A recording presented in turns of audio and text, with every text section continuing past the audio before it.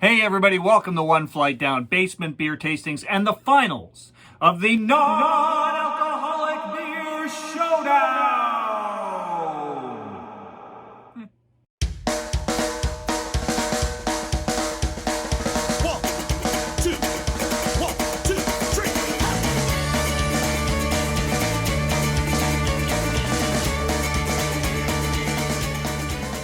Alright, so through January I did 3 episodes where I compared 2 non-alcoholic beers head-to-head. So we started with 6, now we're down to 3, and we're going to do them head-to-head. A three-way non-alcoholic beer showdown. Now, I could have done actually like a bracket challenge and made even more rounds. And then I realized that's a lot of non-alcoholic beer. I've already got the beer closet is already full of non-alcoholic beer. So I'm sticking with this format. But there's a lot of non-alcoholic beer options out there right now. And I barely touched on them all. So this is the best. I'm trying to find the best of the ones that I found. Now, these are all non-alcoholic beers that you can find easily at a grocery store.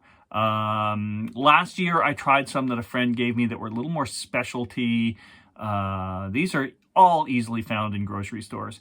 One was like a generic brand. The rest were all big name beers in their non-alcoholic form. So we've got the final 3 today. And yes, these are all beers you can easily get at your grocery store. First up, it is the Heineken 0.0% alcohol. Be honest, never been a big Heineken fan. Heineken? Fuck that shit! Pabst Blue Ribbon! I really think that comes down to the green bottle, though. You know, you often get beers in green bottles and they're kind of skunky, and that's really how you get Heineken here in Canada, is in the green bottle. I don't even think I've ever seen it on tap anywhere, but this one's in a can, and it did win its first round, so let's give it another try. All right.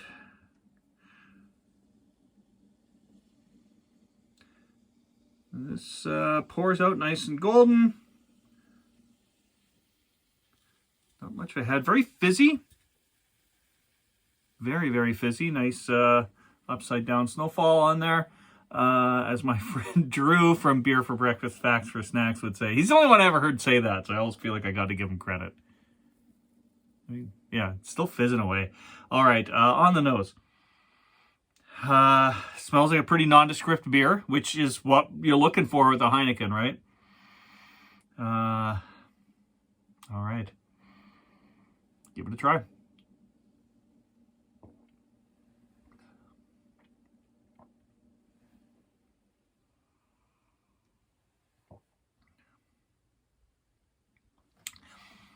It's decent. The first sip, I found this with a lot of these. The first sip isn't bad and fairly refreshing, but it's got still on that second sip had that weird aftertaste that you get from a non-alcoholic beer. And the more I think about it, I don't know, I think it's something to do with the carbonation in it. I don't know, it's just like this fizziness, this empty fizziness, and just this kind of really dry finish. It's odd. It's not terrible. But if I did this side by side with another beer, I would not pick it. Like a full strength beer.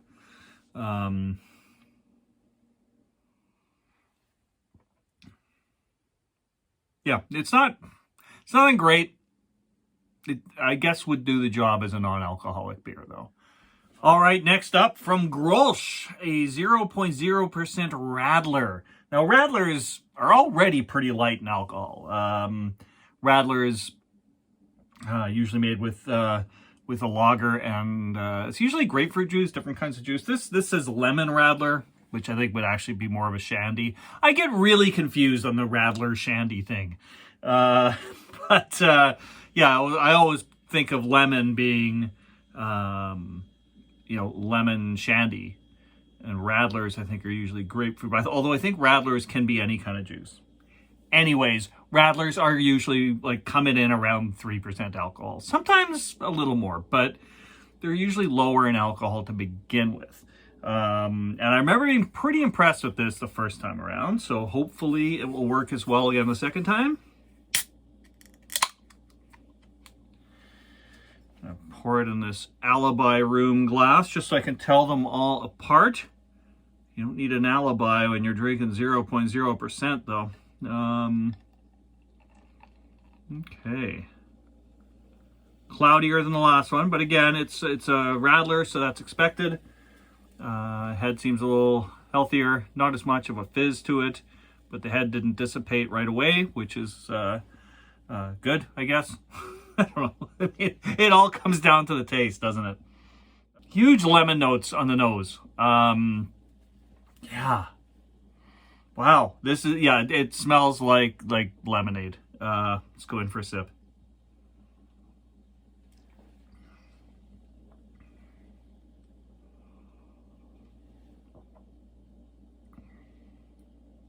That really is quite good.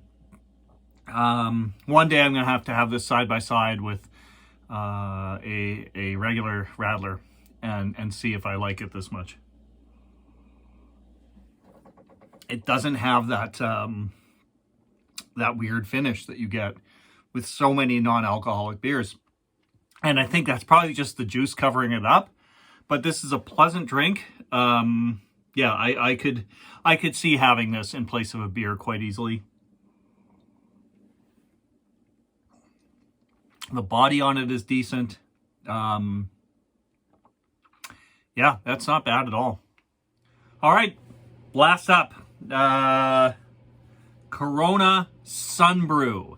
0.0%. This is pretty new to the market, I think. I had a couple people comment that they didn't know that Corona did a non-alcoholic beer. I never saw it until this year, so I think it's pretty new on the market. Open up the bottle here. Now it is a Corona, so I think the way you're supposed to drink it is out of the bottle, right? With the lime. But I have to try it without the lime first, just because, I've got to grade this Showdown properly. And really on the nose, I'm getting a really, again, just that kind of nondescript beer. But I don't know, there's something a little more pleasant to it over the Heineken, I think.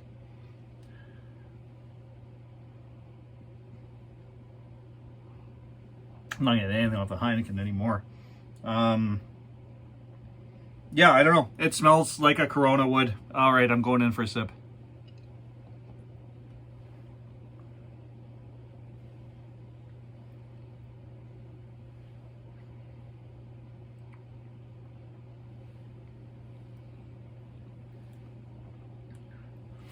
Okay.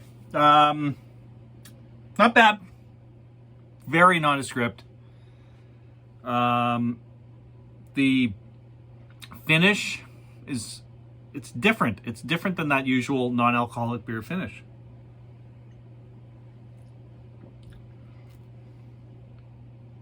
Still not perfect though. I'm going to try adding a lime to it because, that's the optimal way to have a Heineken. I mean, sorry, a Corona. Yeah, I'll try it in the Heineken too. But for now, in the Corona. Okay.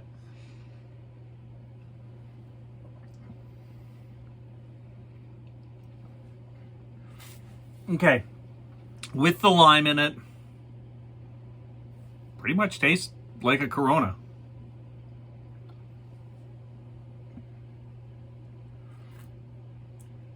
And maybe something a little off on the end. But it's not as pronounced, I think, as it was in the Heineken.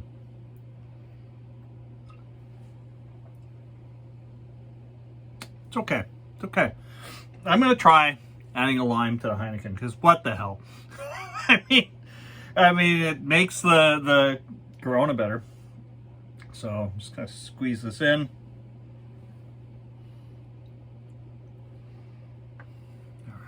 Let's try it out.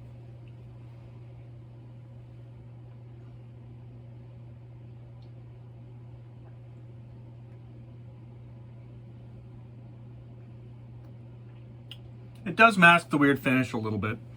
It does help. So, if I've learned anything, it's that you really have to, I think non-alcoholic beer needs a little something to kind of mask that weirdness, that really strange aftertaste that you get from it. I'm going to have one more sip of what I assume is the winner, to see if it hasn't, something about it has made me change my mind.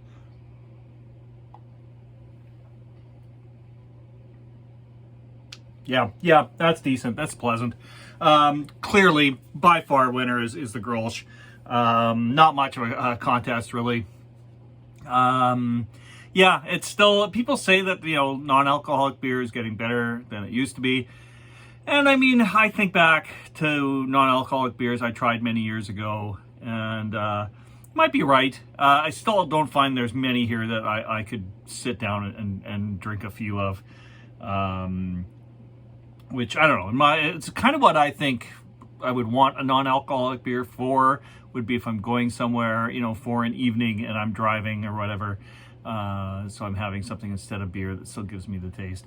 The closest thing I'm going to find right here, the Grolsch Lemon Radler. It's a decent, what I would call a shandy.